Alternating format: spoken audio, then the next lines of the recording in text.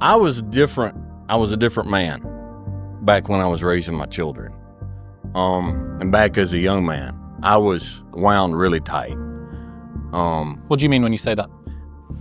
I had a bad temper, and I was under a lot of stress for a lot of years. And so I wasn't the calm, laid-back, easy-going fella that, people see today.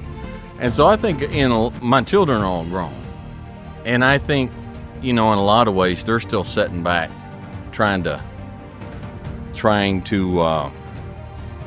compare the old me with the new me that, it's only been about 5 years that I found the place where I could just get some self-control and learn how to chill and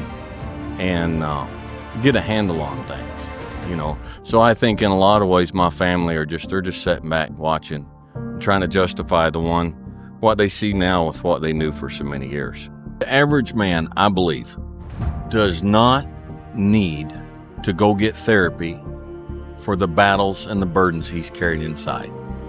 What he needs is for those that he's carrying them for to recognize that they're there and to respect it and to be grateful for it.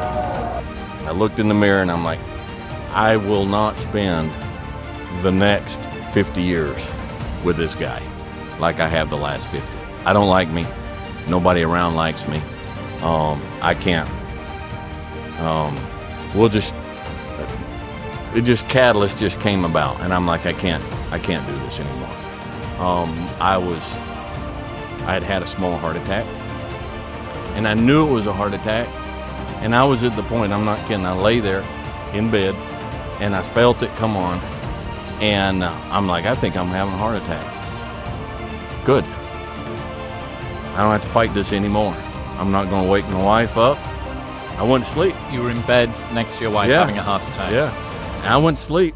I woke up next morning. I'm like, dang it, I'm still here. And so, and I didn't tell her.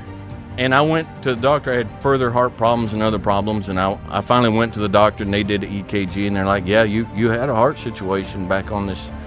And it was just kind of, it's like, I can't continue to live like this, And my kids didn't like me.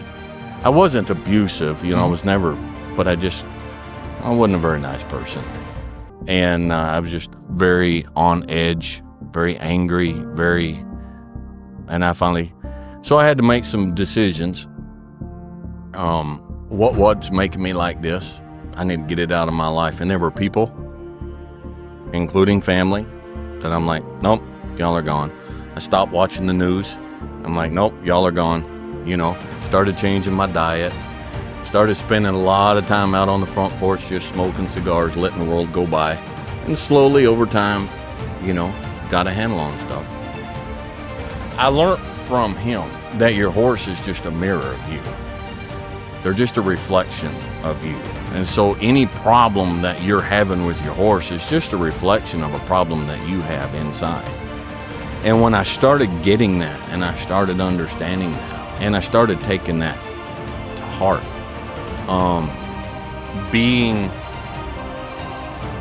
learning to calm myself for the horse, so I could accomplish something with the horse, which I should have had enough sense when I was young to do that for my wife or for my kids, but sometimes you need a horse to teach you what a human can't. Mark Twain said that youth is wasted on the young. So, but when I started and it started working, there's times I've gone out to work a horse and I was like, man, I'm not in a good place today. And I've sat down in a chair outside the pen looking at the horse, lit up a cigar, smoked a cigar looking at the horse. Cigar's done, light up another cigar. Still not ready. Maybe it was a pipe, but another one, sit there, and then go home. Just weren't ready that day. I wasn't. And it's like, did I accomplish anything today? No. But I didn't wreck anything today. And sometimes that's a victory. Sometimes the biggest victory is, I didn't make a mess today. It was a good day. And I finally had to start figuring that out. A real man, Brad, a real man is born to serve. Period.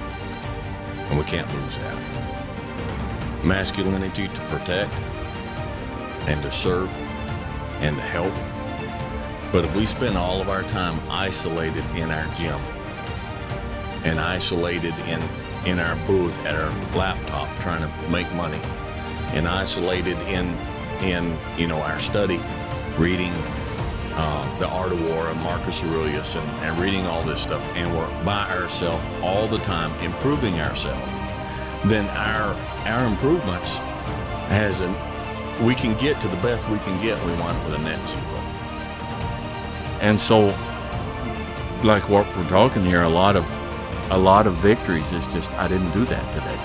There's an idea from mathematics called never multiply by zero.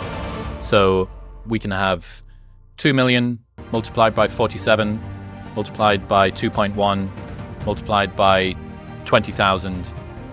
Multiplied by zero is zero. Is zero. So if you spend all of your time working on your health and avoiding seed oils and eating only grass-fed organic meat, but one day decide to drive your car without a seatbelt on, that's multiplying by zero. Right. If you get into a wreck. Right. And so much of life, I think, is avoiding pitfalls, not expediting successes, because the pitfalls can kick you out of the game permanently, right. Or they can do things that they're so catastrophic they take much longer to come back from. And this is, in some ways, an excuse for being averse to risk. Right. But I think it's just being clever about risk and knowing where you can take risks that have limited downside, right. Not unlimited downside. Right. Well, we work a lot with horses, of course, and we've gotten some horses in this year. They weren't ours. Like, my son had bought a horse last year, and the horse was, if you knew what you were doing, you could ride the horse, but the horse was not a broke horse. He didn't have him for very long, and then he deployed overseas. He's in the military. So we brought him to our place. And so, there's all these things, and the two young men that were working with me, it's like, okay, don't move fast. Don't jump. Let's do this. Don't scare him. Let's be calm, because they're a prey animal.